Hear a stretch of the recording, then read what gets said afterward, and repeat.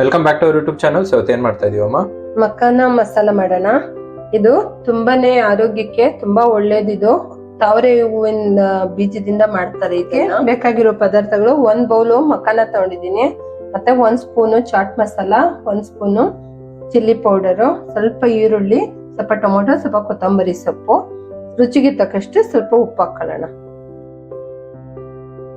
ಈಗ ಸ್ಟವ್ ಹಚ್ಕೊಂಡು ನಾವು ಒಂದು ಬಾಣಲಿ ಇಟ್ಕೊಂತ ಇದೀನಿ. 1 ಸ್ಪೂನು ಎಣ್ಣೆ ಹಾಕೊಳ್ಳೋಣ. ನೀವು ಬೆಣ್ಣೆ ಬೇಕಾದ್ರೂ ಹಾಕೋಬಹುದು. ನೋಡಿ ಮಕ್ಕನ ಇದೆಯಲ್ಲ, ಇದನ್ನ ಇದಕ್ಕೆ ಹಾಕೊಂಡು ಒಂದು ಸ್ವಲ್ಪ ಫ್ರೈ ಮಾಡ್ಕೊಳ್ಳೋಣ. ಒಂದು 5 ನಿಮಿಷ ಫ್ರೈ ಮಾಡ್ಕೊಳ್ಳೋಣ.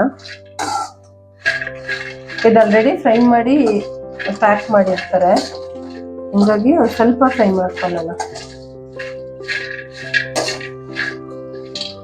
ಇದು ನೋಡಿ ಆರೋಗ್ಯಕ್ಕೆ ತುಂಬಾನೇ ಒಳ್ಳೇದು. ಅದ್ರ ಈ ಮೂಳೆಗಳಿಗೆ ಮತ್ತೆ ಮೊಣಕಾಲ್ ನೋವಿಗೆಲ್ಲ ತುಂಬಾ ಒಳ್ಳೇದಿದು. ಮತ್ತೆ ಸಂಜೆ ಟೈಮು ಸ್ನಾಕ್ಸ್ ಬೇಕಾದ್ರೂ ಈ ತರ ಮಸಾಲ ಮಾಡ್ಕೊಂಡು ತಿನ್ಬೋದು, ತುಂಬಾನೇ ಚೆನ್ನಾಗಿರುತ್ತೆ. ಇಷ್ಟು ಫ್ರೈ ಮಾಡ್ಕೊಂಡ್ರೆ ಸಾಕು. ಇಷ್ಟು ಸ್ಟವ್ ಆಫ್ ಮಾಡ್ಕೊಂಡು ಒಂದು ಪ್ಲೇಟ್ಗೆ ಹಾಕೊಳ್ಳೋಣ.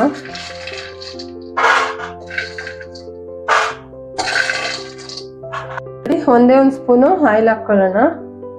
ಇವಾಗ ಇದಕ್ಕೇನೆ ಚಿಲ್ಲಿ ಪೌಡರ್, ನಿಮಗೆ ಖಾರಕ್ಕೆ ಎಷ್ಟು ಬೇಕೋ ಅಷ್ಟು ನೀವೇನು ತಗೊಂಡಿರ್ತೀರೋ ಅಷ್ಟು ಚಿಲ್ಲಿ ಪೌಡರು, ಮತ್ತೆ ಚಾಟ್ ಮಸಾಲ, ಸ್ವಲ್ಪ ಉಪ್ಪು, ಸ್ವಲ್ಪ ಹಾಕೊಳ್ಳಿ ಉಪ್ಪು. ಇವಾಗ ಇದನ್ನೆಲ್ಲ ಒಂದು ಸ್ವಲ್ಪ ಚೆನ್ನಾಗಿ ಮಿಕ್ಸ್ ಮಾಡ್ಕೊಳ್ಳೋಣ.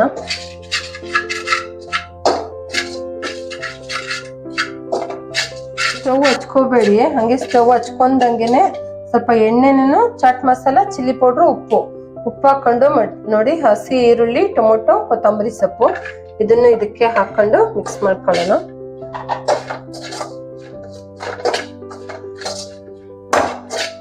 ಈಗ ನೋಡಿ ಉಪ್ಪು ಖಾರ ಎಲ್ಲ ಚೆನ್ನಾಗಿದ್ದಿದೆ.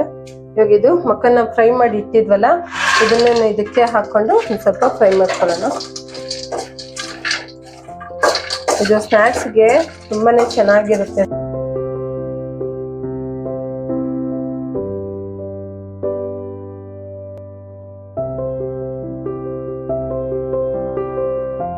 ಇದು ನೋಡಿ ಪಾಪ್ಕಾರ್ನ್ ತರನೇ ಇರುತ್ತೆ ಟೇಸ್ಟ್. ಈಗ ನೋಡಿ ರೆಡಿ ಆಯ್ತು. ಈಗ ಒಂದು ಬೌಲ್ಗೆ ಸರ್ವ್ ಮಾಡ್ಕೊಳ್ಳೋಣ. ನೋಡಿ ಮಕ್ಕನ ಮಸಾಲ ರೆಡಿ ಆಯ್ತು.